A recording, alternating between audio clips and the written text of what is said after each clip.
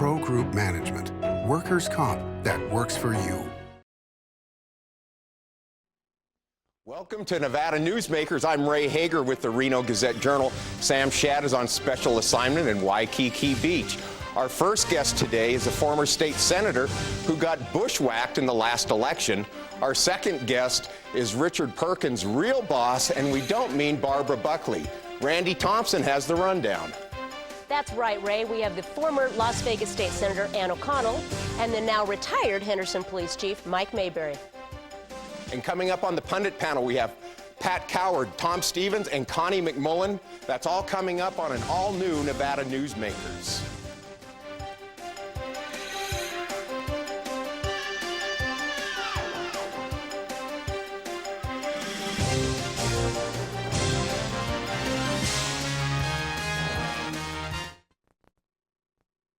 Nevada Newsmakers, brought to you in part by the Tahoe Reno Industrial Center, the world's largest industrial park, the resort at Red Hawk, and the Peppermill family of casinos.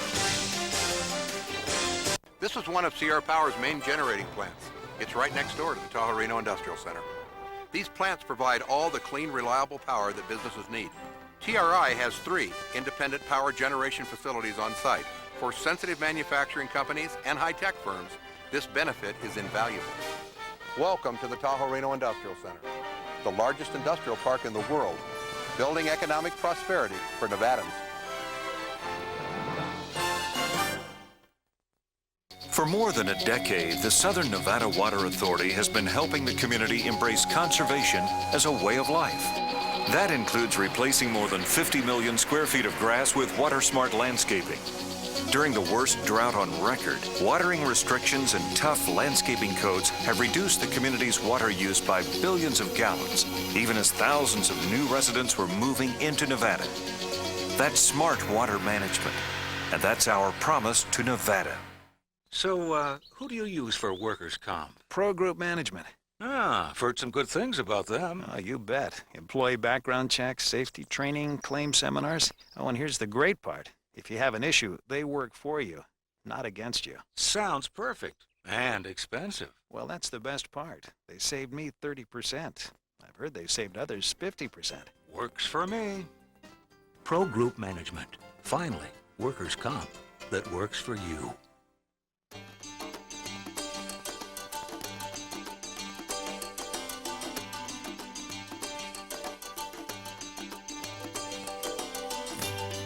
Many of the materials we rely on every day come from the ground, and modern mining technology brings them to us cleaner and safer than ever before.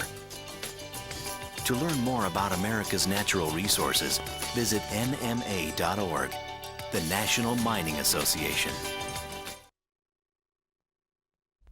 You are watching Nevada Newsmakers. And today we have former Senator Ann O'Connell from Las Vegas with us. Senator, how you doing this morning? Just great. How about you? We're great here in Reno. It's a wonderful day. Oh, it's beautiful down here. Randi? Well, Senator, I first want to tell you that I know I don't speak for just myself when I say that your class and grace are missed in the legislature this year. Well, you are sorely missed. You're very kind. Thank you. Now, Senator, the figure of $2 million has been the rumored amount that was spent against you in your election. Is that true, and where did that money come from? Well, actually, it was $1 million that we can account for, and it came from gaming. Okay.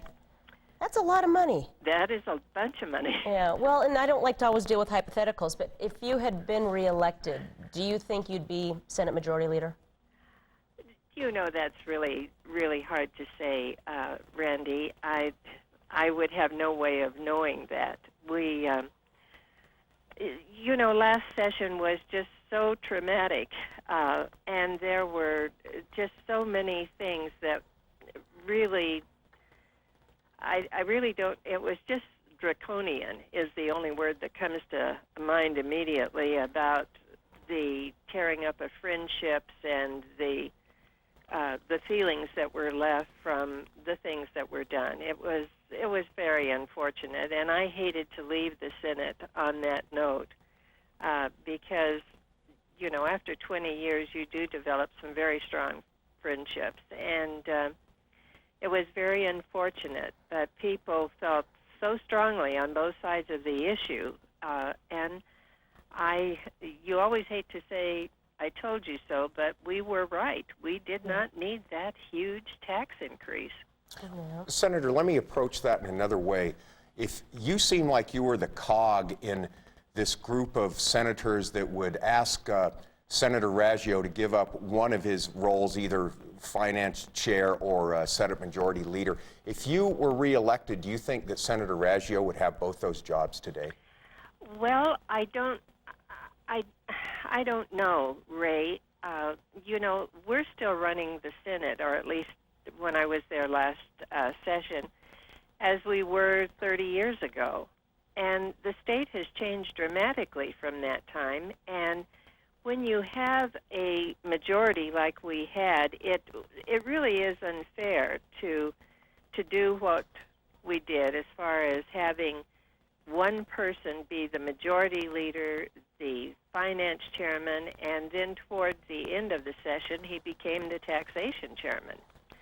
And you know, you have people, all 21 people are elected, and you get there the same way. And you need to, I'm sure that Senator Raggio is going to retire soon, and you need to be training people. You need to have people take responsibility for, you know, the election and who they're representing. And a number of us have felt for a number of years that that really is not a fair way to do business any longer.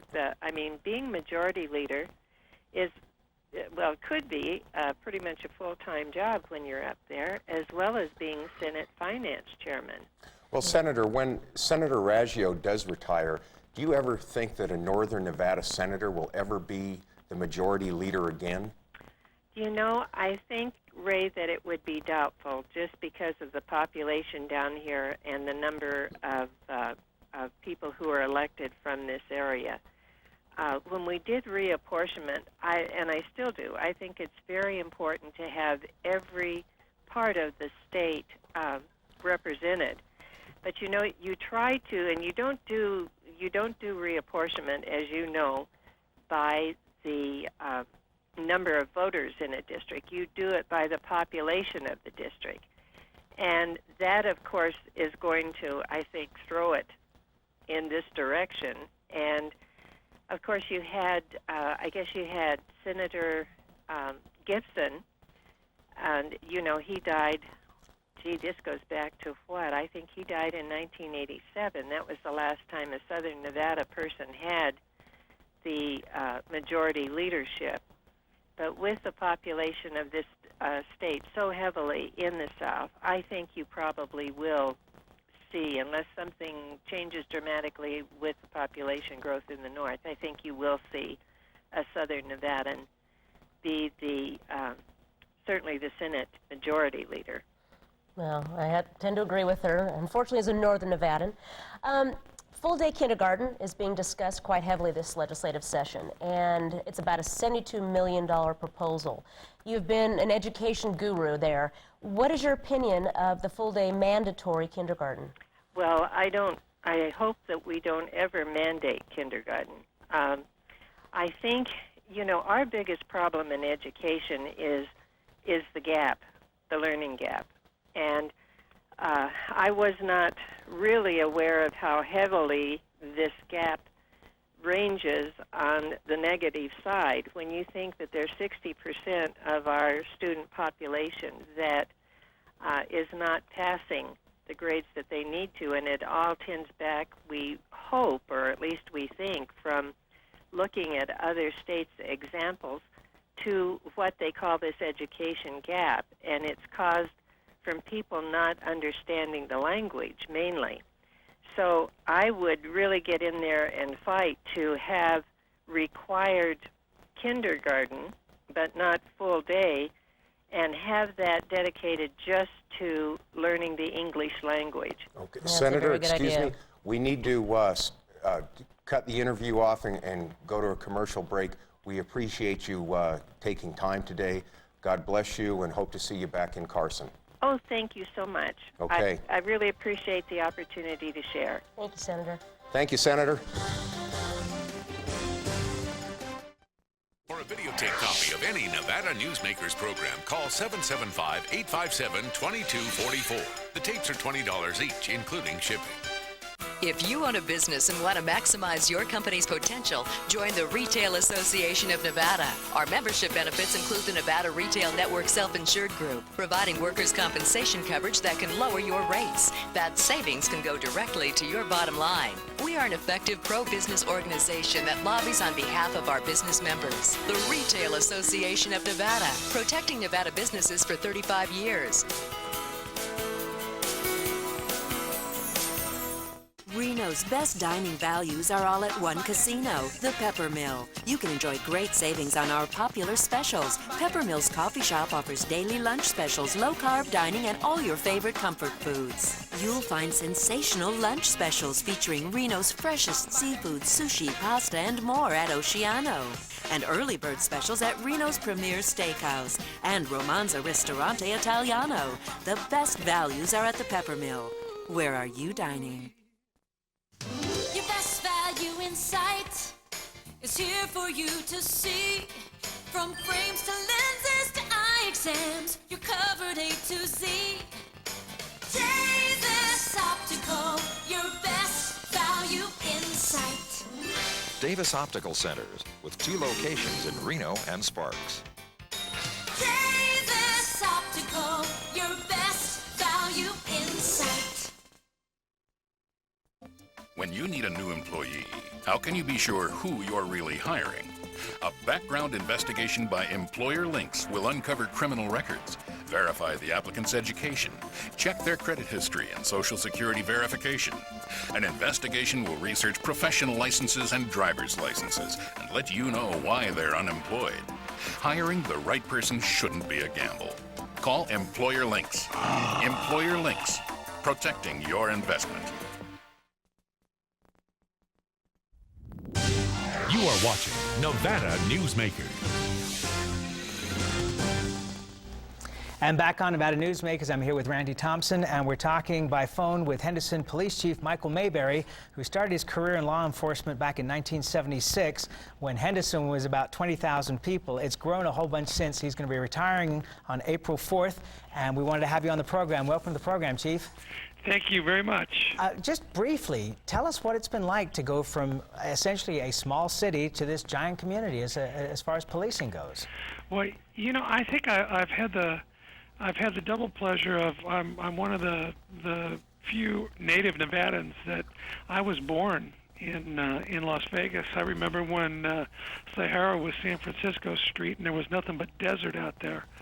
And I watched Las Vegas grow and become a bigger city, and I moved to Henderson 30 years ago, and then in '76 got on the police department in the reserves, and the changes in this town are just, if you'd have told me that the city of Henderson would be the fastest growing city in the United States for the entire decade of the 90s, I would have said you were crazy. I would have never believed it. And all the areas where we used to patrol that were all just dark and desert are all residential and high-end and just beautiful places now. Well, it was a sad day when Henderson became the second largest city in Nevada, according to me, because that was Reno's, claim to fame. But you're a young man, Mr. Mayberry, and it's sad to see someone so young with such experience. And as I was telling Sam when I couldn't find any articles on you, you must be a very good police chief. But it's sad to see someone, frankly, so young giving up a career you obviously love. It's got to be tough. What do you plan to do? Well, it has been difficult. I'll be honest with you. Unfortunately, I've had some difficulty with my heart, and based on my doctor's advice, it's prudent for me to retire. But I'm going to miss it. I really love the men and women of the Henderson Police Department. I love my job. I love the community of Henderson. It's a great place to live.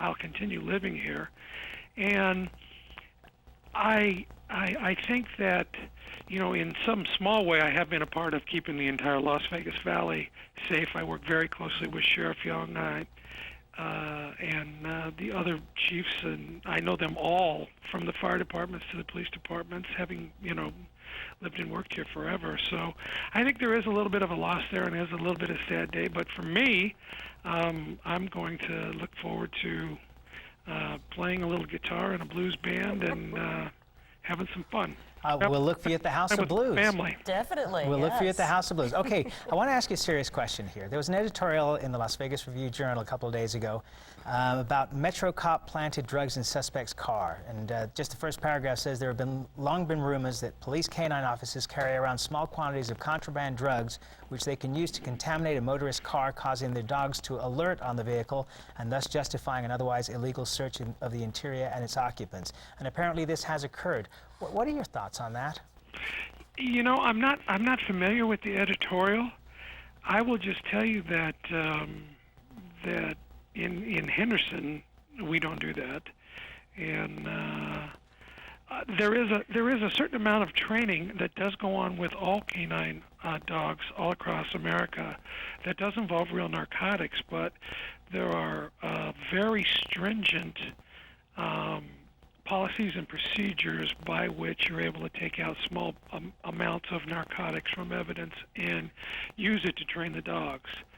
But I would hesitate to comment further because I'm not familiar with the situation. Okay, let me ask you another question here.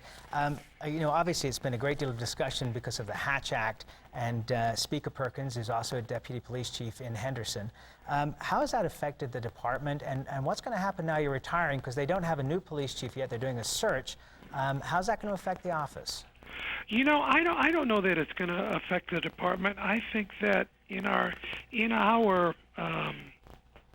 actions with the people, the Office of Special Counsel, I think that it's been my feeling that primarily they've been barking up the wrong tree, and we have been prevailing in the depositions and in the other hearings that we've had. It remains to be seen exactly what the final outcome will be, but I'm confident that it hasn't really affected the police operations. And Deputy Chief Perkins is a remarkable guy. He's a man who's able to still carry on the vision of the police department. Even under that kind of pressure and with his job at the legislature. Once his vacation pay runs out, he will be working for free if he does any work with the Henderson Police Department. Is that the plan? Well, that is the plan. He is he's an unbelievably dedicated public servant, and he goes for a year and a half without taking any vacation, and then he uses his vacation to go to the legislature. But because of the controversy last legislature, during this legislature, he'll be taking all of his vacation, and when he runs out, then he'll be on leave without pay. And just one last very brief question here on that topic. He's now paying for his legal fees concerning his defense against the Hatch Act. How much does it cost the Henderson Police Department? I honestly don't know the answer to that question. You would have to check with our legal department, with Shauna Hughes and the city attorney's office. I'm not positive. Okay, Chief Mayberry, we wish you great health and success in your retirement, and we thank you for doing the program today, and we look forward to seeing you playing the blues. Hey, thank you for having me on, and maybe someday when we're playing out, and I'll call you guys up and invite you to come see a show. You got a deal. We'll be right back on Nevada Newsmakers after this timeout. This is Nevada Newsmakers. Something spectacular has taken wing not far from Reno or Lake Tahoe, and never far from your mind. An escape of fine dining and legendary golf. Introducing the resort at Red Hawk. And at the center of it all, we've feathered our nest with new villas that have elevated Red Hawk to the status of a premier resort. The Resort at Red Hawk, a beautiful new arrival in northern Nevada. I tell you, John, this industry has really changed. Tell me about it. You seem to do pretty well last year. What's your secret?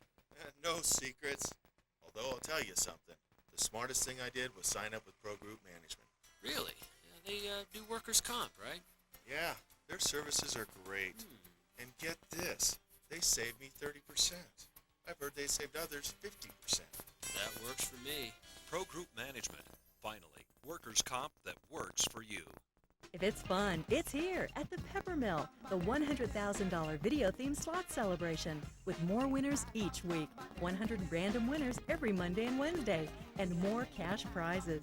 $6,000 random drawings every Friday, plus chances to win up to $1,000 in free slot play on Mr. Money's Challenge. You'll have more fun with the Peppermill's video-themed slot celebration, now worth over $100,000. The slots that rock are at the Peppermill. Where are you winning?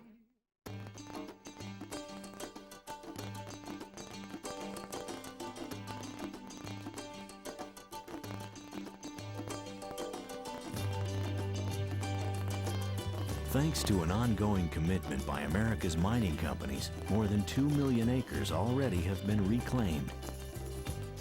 To learn more about reclamation or other aspects of mining, visit nma.org, the National Mining Association.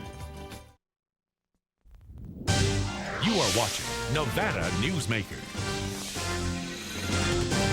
Welcome back. Just a program note, that last interview with Sam Shad was taped on the last day Chief Mayberry was in office. Now we're live again. We have lobbyist Pat Coward, Tom Stevens of Alrus Consulting, and Connie McMullen, the editor and publisher of Senior Spectrum. Welcome, everyone. Thank you. Thank you. Well, there's a piece of legislation that is being kicked around right now about allowing Nevadans to purchase drugs from Canada, and obviously Senior Spectrum and Pat, with your clients. There's probably a lot of interest on this panel. I'd like to discuss what the pros and cons are of that legislation.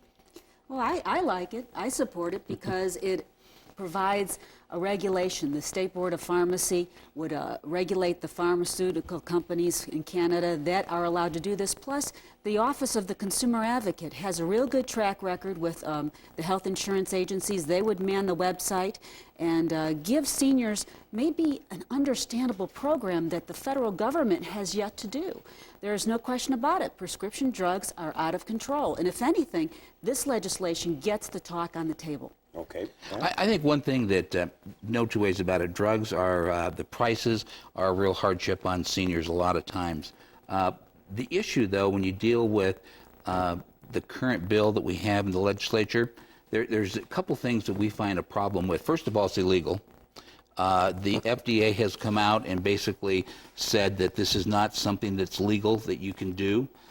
Congress has passed laws saying that if the FDA commissioner feels that it's safe and will stand behind the safety of the drugs coming in as far as regulation, they should do it. All the former FDA commissioners have said, no, we can't do that. Even the current one has just come out and said it.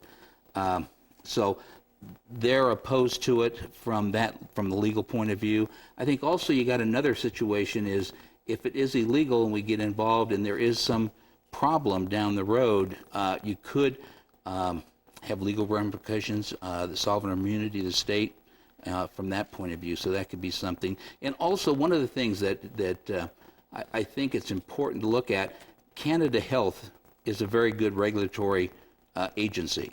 But the problem is the overload right now, the infrastructure is coming in, you're seeing a lot of things coming into the system on diversion and things like that from India, from other countries that really don't have quite the regulations that Canada does have. Well, all that is true, but it hasn't stopped 6 other states from joining together in a collaborative called iSave to import drugs from Canada and a few other countries. And it has worked very well. The problem is all that negative talk about safety has kept people from applying for it. I think the one thing, and you're right, there's not been a big take rate.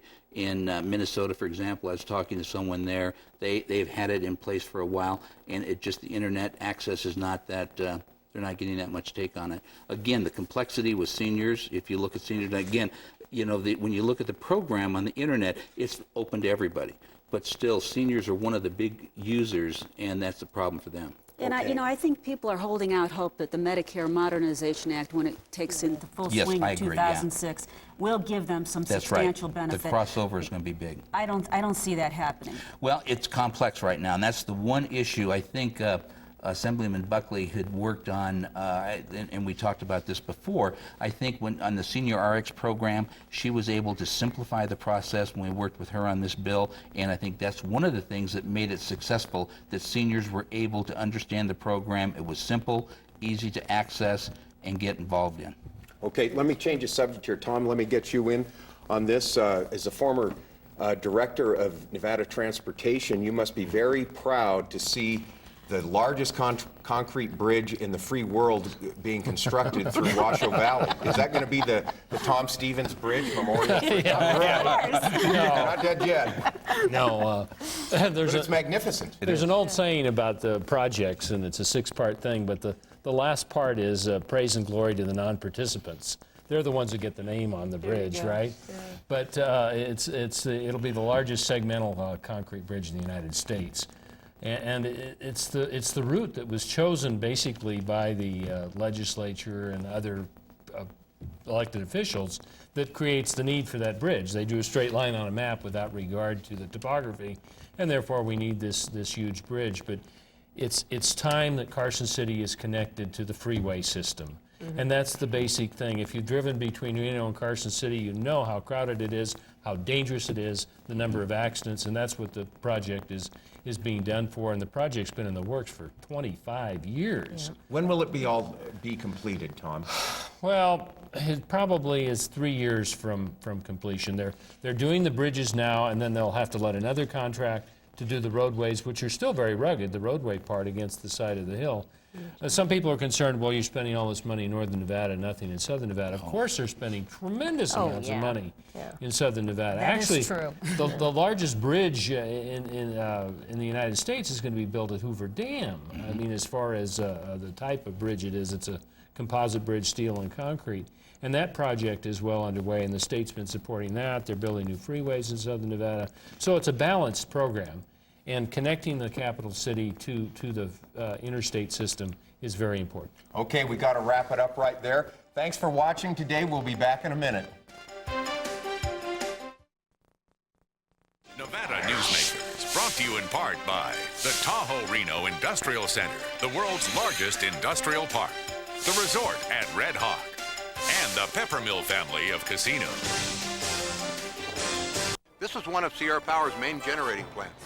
It's right next door to the Tahoe Reno Industrial Center. These plants provide all the clean, reliable power that businesses need. TRI has 3 independent power generation facilities on site. For sensitive manufacturing companies and high-tech firms, this benefit is invaluable. Welcome to the Tahoe Reno Industrial Center, the largest industrial park in the world, building economic prosperity for Nevadans.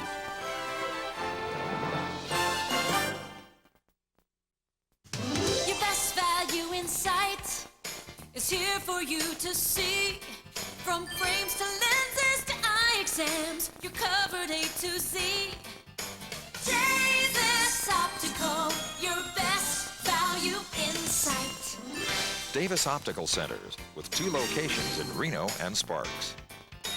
Davis Optical, your best value in sight. Tomorrow, we have Secretary of State Dean Heller and Governor Gwynn's Chief of Staff, Michael Hillerby.